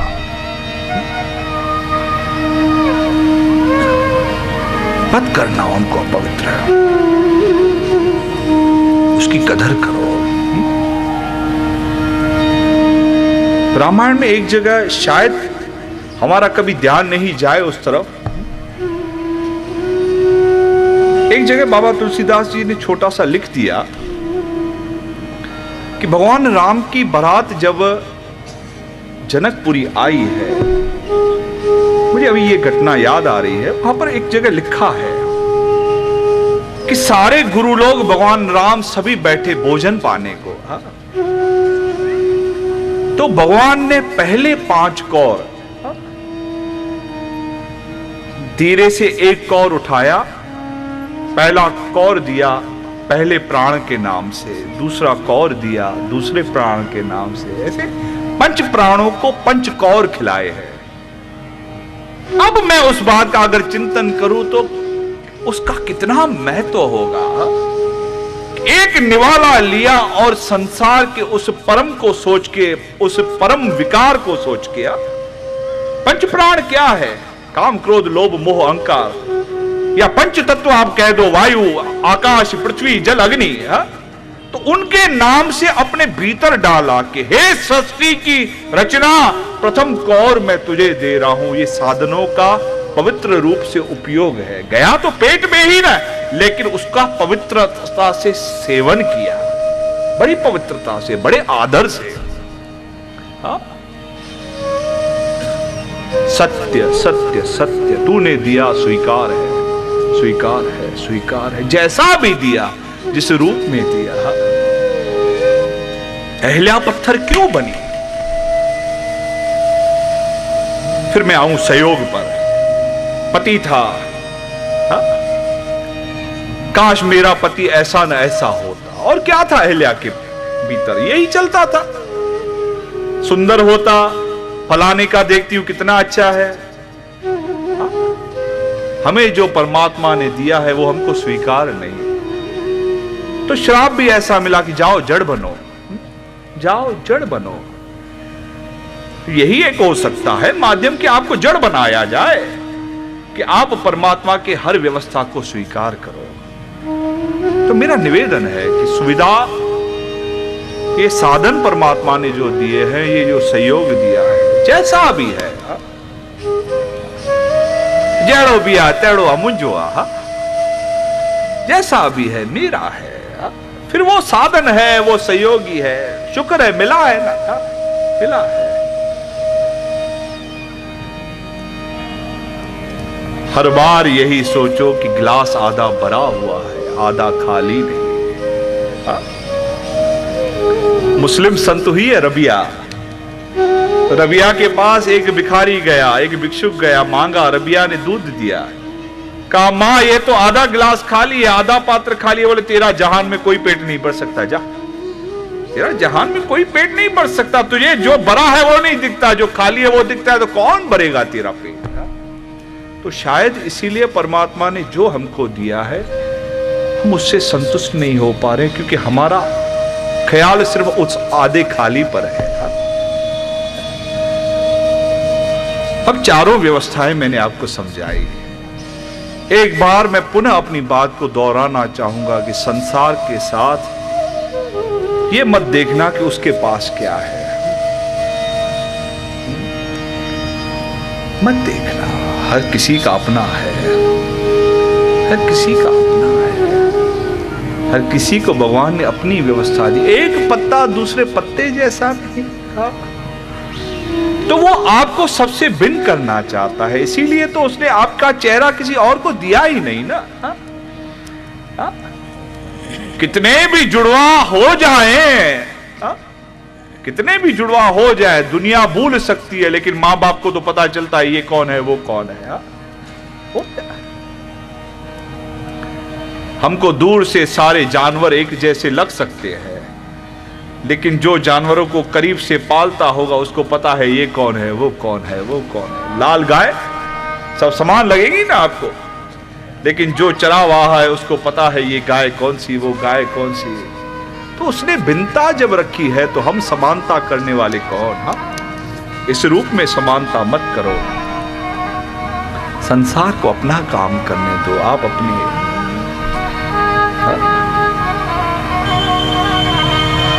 उसी रंग में रहना रे बंदे, उसी रंग में रहना।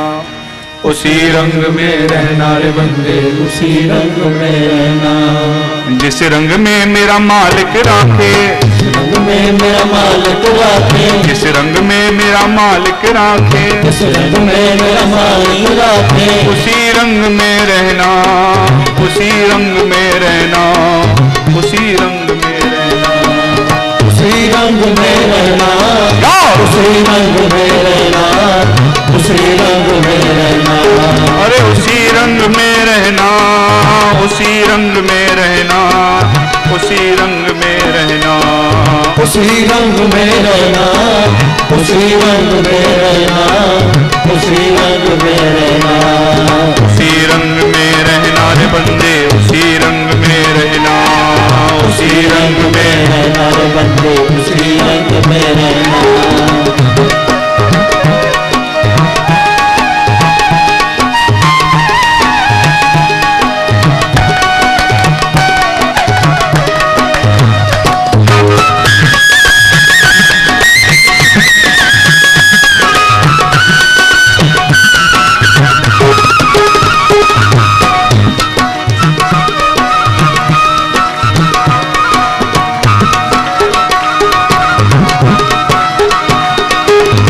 चाहे तो भीख मंगा दे, भीख मंगा दे, भीख मंगा दे, वो चाहे तो भीख मंगा दे, भीख मंगा दे, वो चाहे तो तख्त बिठा दे, वो चाहे तो तख्त बिठा दे, वो चाहे तो तख्त बिठा दे, तख्त बिठा दे।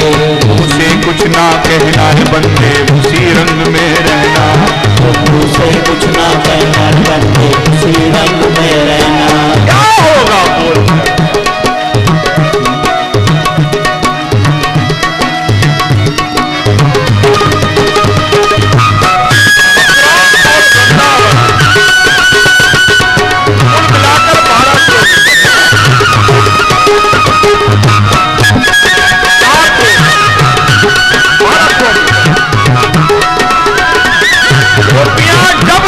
तब जा सकती थी भगवान से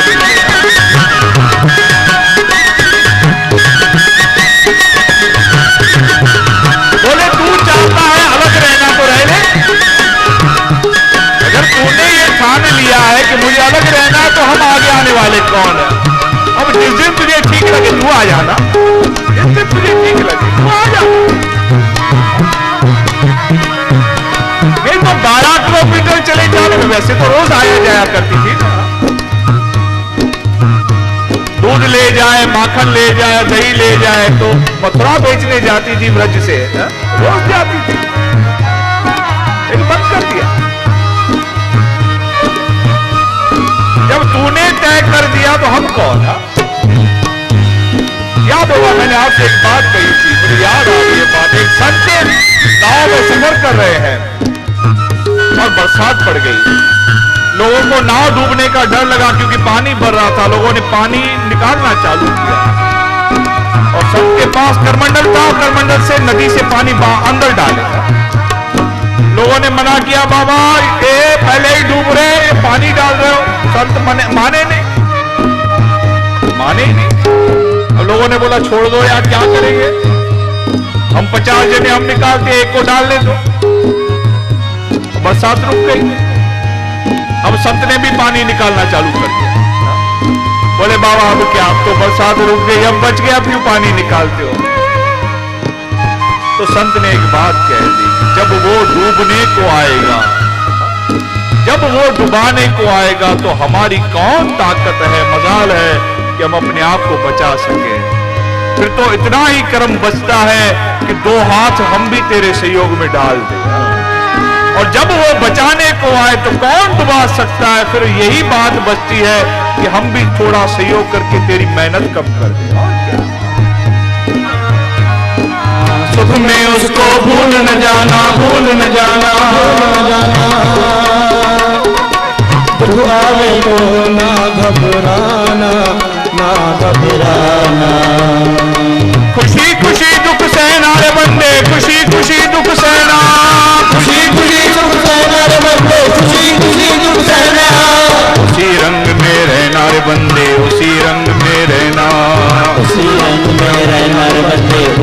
रंग में रहना। जिस रंग में मेरा परमेश्वर, जिस रंग में मेरा साईं राखे, जिस रंग में मेरा मालिक राखे, उसी रंग में रहना, उसी रंग में रहना, उसी रंग में रहना, उसी रंग में रहना, उसी रंग में रहना, उसी रंग में रहना, उसी रंग में रहना रे बंदे, उसी रंग में रहना, उसी रंग में रहना रे बंदे, उसी रंग में रहना।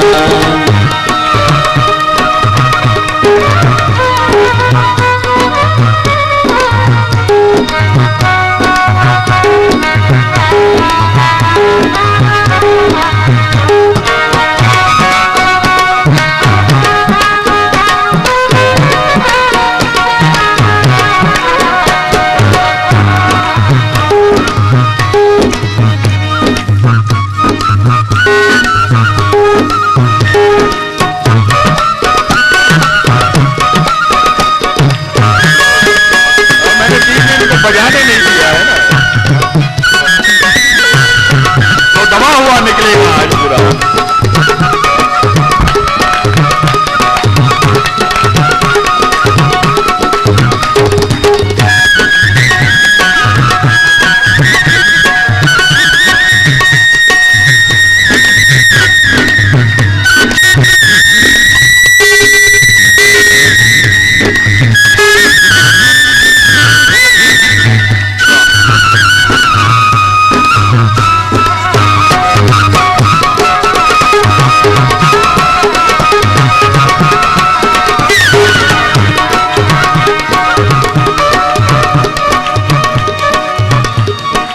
उसको अपना मीत बना ले, मीत बना ले, मीत बना ले,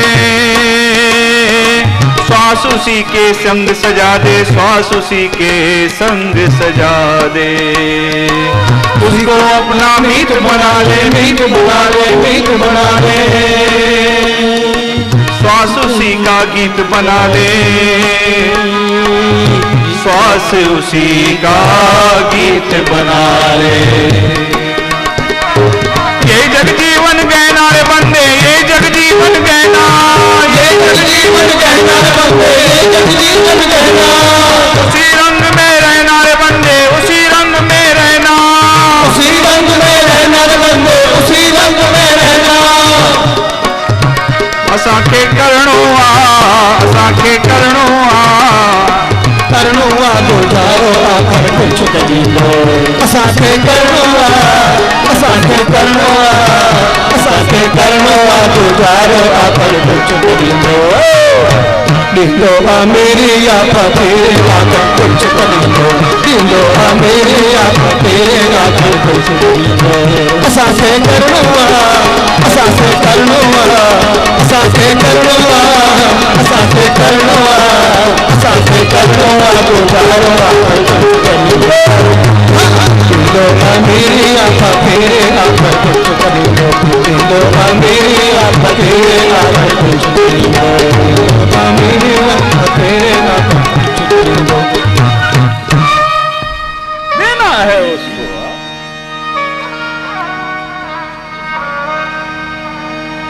क्या क्या भी हो, क्या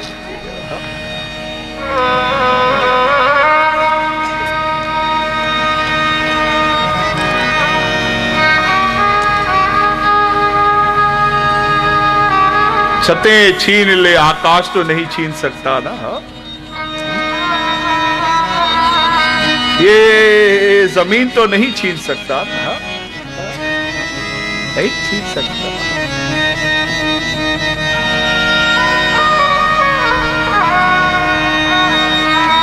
बस विचारों में इतना है कि हे ना लो वने, ये न जाए, वो न जाए, नहीं तो कितना निश्चिंत जीवन हो सकता है, कितना। हाँ? एक दिन सोच लिया जो होगा देखा जाएगा, तो फिर क्या चिंता। हाँ? तो क्या चिंता, सर पर रख दिया, चलो जो होगा देखा जाएगा। आज डर है कि ये वो ऐसा वैसा, एक दिन रख दिया, चलो छोड़ दिया, अब जाओ। हा? क्या होगा, क्या है।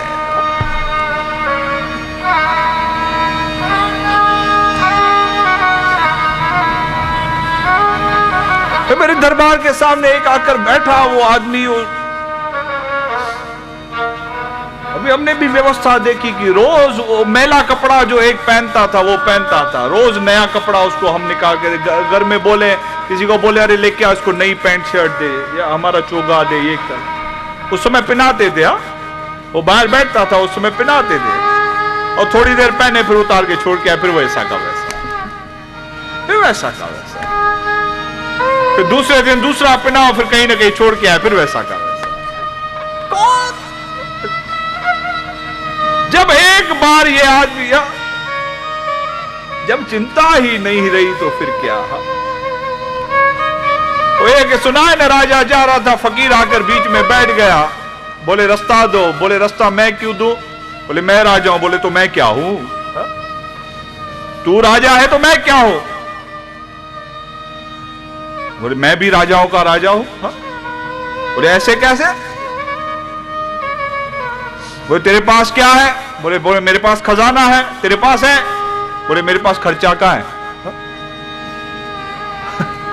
आपके पास खजाना है तो मेरे पास खर्चा नहीं है, आपके पास खर्चा है तो खजाना है ना, मेरे पास खर्चा नहीं है। बोले ये देख रहा है पूरी लाइन, ये सारे के सारे सैनिक मेरे हैं। तो क्या करेंगे? बोले मेरा रक्षण करेंगे। बोले मेरा शत्रु ही नहीं तो मैं सैनिक क्या करूंगा? मेरे पास शत्रु ही नहीं तो सैनिक क्या करूं? क्या सिक्योरिटी तो वो रखे जिसके दुश्मन हो ना भाई, नहीं तो क्यों रखेगा? तो जब आदमी फक्कड़ हो गया तो क्या? तो हम शरीर से ना हो भले, ख्यालों से तो फक्कड़ हो जाओ यार, क्या है? आया तो आनंद, गया तो भी आनंद था। वो बताया फकीर, तो गाय का बछड़ा मिला तो यहां वहां से घास लाकर भी गाय के बछड़े को खिलाए। चिंता आकर पड़ी गाय के बछड़े की। और उस के पड़ोस में ही एक आदमी के पास खोता था, गद्दा खोता था उसके पास, गधेड़ो। वो आकर गाय का खा के जाए पूरा, ये रोज मेहनत करके लाए वो खा जाए। रोज ये उसको डांटे कि गद्दे का गद्दा ही रहेगा, कभी सुधरेगा नहीं, मैं गाय के लिए लाता हूं तू खा के जाता है। बहुत दिन हुए तो एक दिन भगवान को कहा, भगवान मैं तंग हो गया हूं, इसको गद्दे को उठा ले, इसको गद्दे को उठा ले।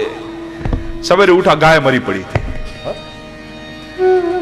अरे बोले क्या तू समझता नहीं, मैं तेरे को सुनने में भी गलती होती है क्या?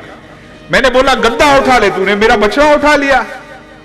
फिर ख्याल आया कि भगवान ने मुझे निश्चिंत कर दिया, नहीं तो सारा दिन इस घास के चक्कर में पड़ा रहा, मुझे निश्चिंत कर दिया। फिर निश्चिंत का आनंद है, फिर मौज है। आज अपना जाना है तो चिंता है ना, और जिस दिन किसी ने कहा ये तेरा नहीं और पता चला ये किसी गैर का है, फिर है, फिर कोई चिंता है? कोई चिंता नहीं। आज पता है कि ये मेरा है तो चिंता होती है। ये सबके साथ है, आपके साथ, सबके साथ है, सबके साथ है। तो कोई संत मरा तो जिस कक्ष में बैठता था उसमें काला सांप निकलने लग गया। ये आपके साथ ही, सबके साथ है। तो काला सांप आता और संत की पोथी के ऊपर आकर बैठ जाता। ये हकीकत बात है। तो सबने काले सांप को भगाने की बहुत कोशिश की, लेकिन उसको भगाए तो फिर वो आए आकर पोथी पर ही बैठ जाए, किसी को तंग नहीं करे, पोथी पर बैठ जाए।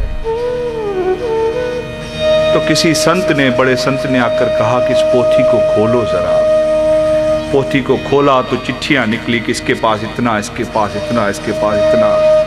उसने कहा बाबा सबसे लो दान करो तो इस काले सांप की जान छूटे, नहीं तो ये पोथी में ही पड़ा रहेगा, इसकी जान यहीं अटकी रहेगी कि ये मेरा है, मेरा है। और सचमुच ये मंगवा के जब दान किया तो सांप भी चला गया, वो चला गया। तो जब तक मेरा है तब तक वहां प्राण अटके रहते हैं, अटके रहते हैं। जब पता चला हमारा है ही नहीं, भीतर से आदमी फक्कड़ हो गया तो क्या।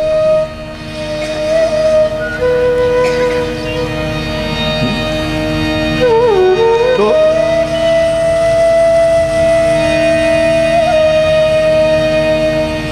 थोड़ा सा हम अपने आप को इस रूप से बनाएं। हक वाह वाह मौज फकीरां दी, हक वाह वाह मौज फकीरां दी, हक वाह वाह मौज फकीरां दी, हक वाह वाह मौज फकीरां दी, वाह वाह मौज फकीरां दी, हक वाह वाह मौज फकीरां दी, वाह वाह मौज फकीरां दी, हक वाह वाह मौज फकीरां दी, फकीरां दी, फकीरां दी, फकीरां दी, फकीरां फकीरां दी, फकीरां दी, फकीरां दी, फकीरां दी, वाह वाह मौज फकीरां दी, वाह वाह मौज फकीरां दी। फिकर सबको खा गई, फिकर सबका पीर, फिकर सबको खा गई, फिकर सबका पीर, फिकर की फाकी करे उसका नाम फकीर।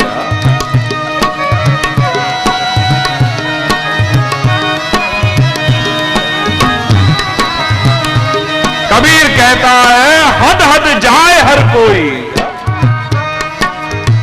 अनहद जाए न कोई, हद हद जाए हर कोई, अनहद जाए न कोई, हद अनहद के बीच में रहे कबीरा सोए।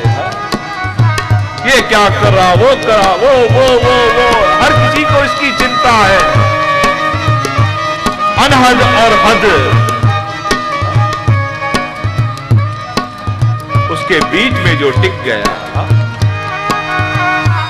ये नीचे है वो मेरा नहीं, वो ऊपर है वो मेरा है, जो इसके बीच में टिक गया कबीर कहता है साईं का वो ही हो गया, साईं का वो ही हुआ। वाह वाह मौज फकीरां दी, हक वाह वाह मौज फकीरां दी, वाह वाह मौज फकीरां दी, हक वाह वाह मौज फकीरां दी। कभी तो चाहे चना चबेना, कभी तो चाहे चना चबेना, कभी तो चाहे चना चबेना, कभी तो चाहे चना चबेना, कभी लपेटी लीरा दी, कभी लपेटी लीरा दी, हक वाह वाह मौज फकीरां दी, हक वाह वाह मौज फकीरां दी, हक वाह वाह मौज फकीरां दी, हक वाह वाह मौज फकीरां दी।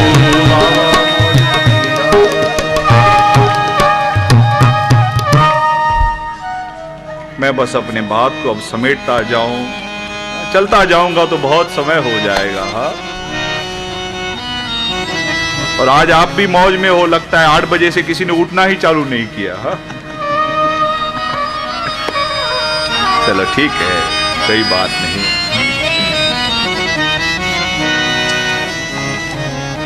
देर ही सही, आनंद के लिए कहीं न कहीं हमारे भीतर वो जिज्ञासा जग जाए तो वो देर नहीं, वो सवेर है, वो सवेर है। तो बस मेरा इतना ही आपके सामने इस बार निवेदन रहा। परमात्मा ने जो दिया है उसका उपयोग करो, हाँ? उसका इस्तेमाल करो ढंग से, एक अपने भीतर से समझो, ज्ञान से समझो उपयोग क्या है। हाँ, वो थोड़ी व्यवस्था मैंने आपको बता दी। बस इतना ही कहते हुए हम आइए गुरुवर को याद करें आखिरी के 2-5 मिनट। शरण में आए हैं हम तुम्हारी, दया करो।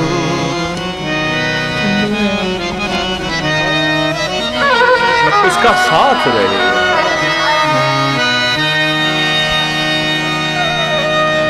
कभी वो छोड़े ना हमको। बैठो 5 मिनट, बैठो अपनी जगह पर, आज गाई मत करो, 5 मिनट बैठ जाओ। वो हमको ना छोड़े कभी, वो है ना एक फिल्म का गाना, किसी राह पर।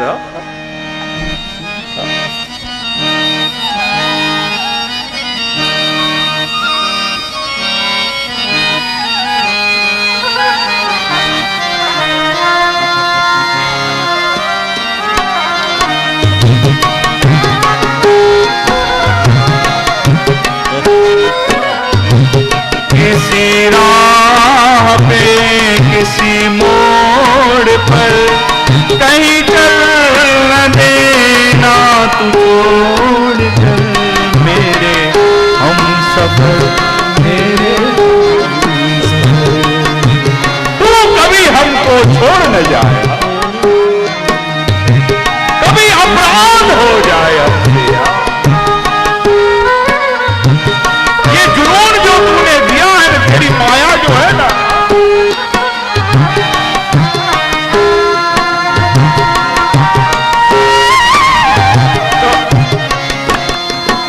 तो सुदामा ने भगवान को पूछा कि माया क्या है? और भगवान ने कहा सुदामा तू इस चक्कर में तो पड़ी मत माया के। बोले नहीं साहब, एक बार देखूंगी ये माया क्या है।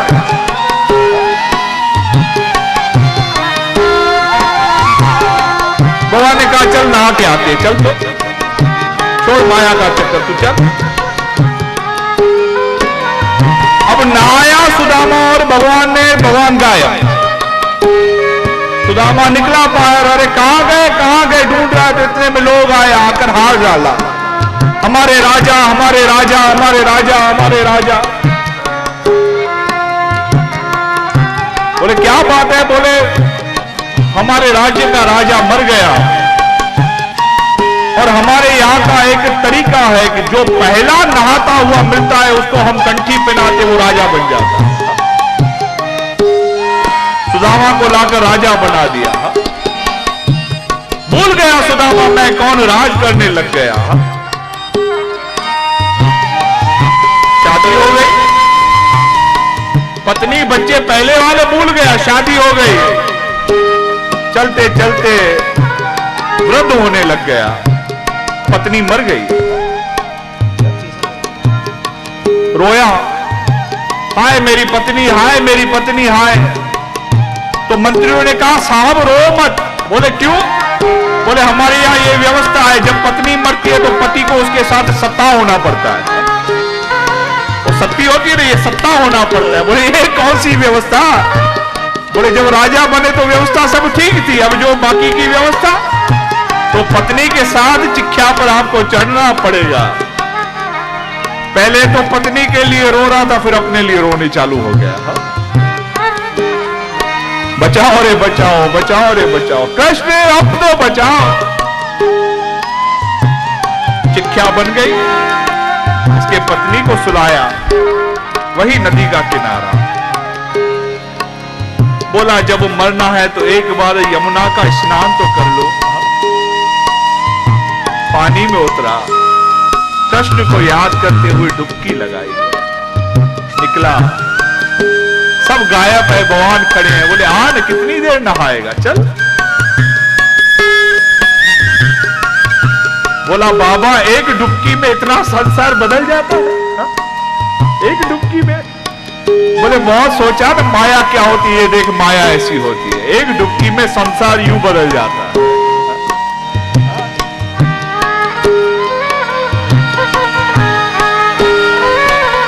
लगाओ डुबकी तो बोलो। बोले तौबा मेरी इस माया से तौबा। तो कल चल के हम माया में फंस जाएं और तुझे भूल जाएं, अपराध कर ले, कोई गलत काम कर ले। किसी राह पे किसी मोड़ कहीं चल न देना तू, मेरे हम सफर, मेरे हम सफर, मेरे हम सफर, मेरे हम सफर। किसी हाल में किसी बात पर, किसी हाल में किसी बात पर कहीं चल न देना तू छोड़ कर। मेरे हम सफर, मेरे हम सफर, मेरे हम सफर, मेरे हम सफर।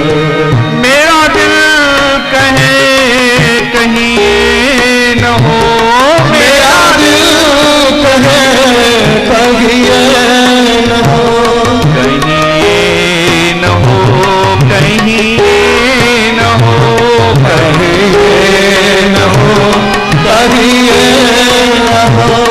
किसी रोज तुझसे बिछड़ के मैं, किसी रोज तुझसे बिछड़ के मैं, तुझे ढूंढती रहूं दल बदल। मेरे हम सफर, मेरे हम सफर, मेरे हम सफर, मेरे हम सफर।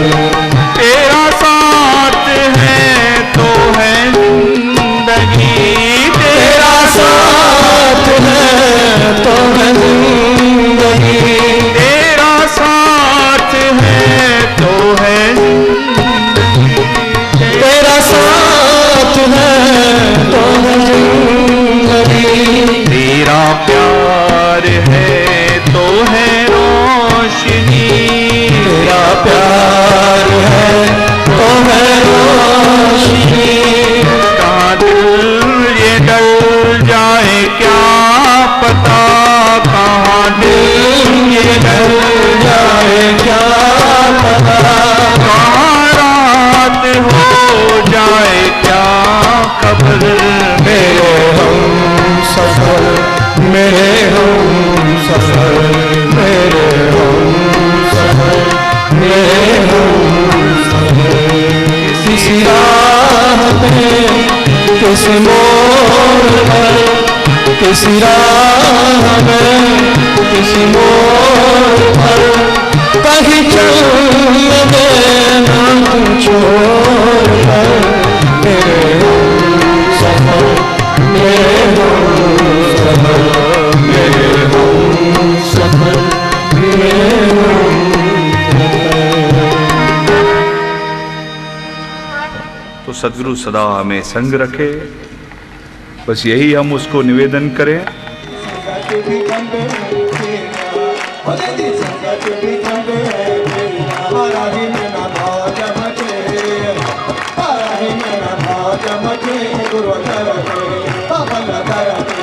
साईं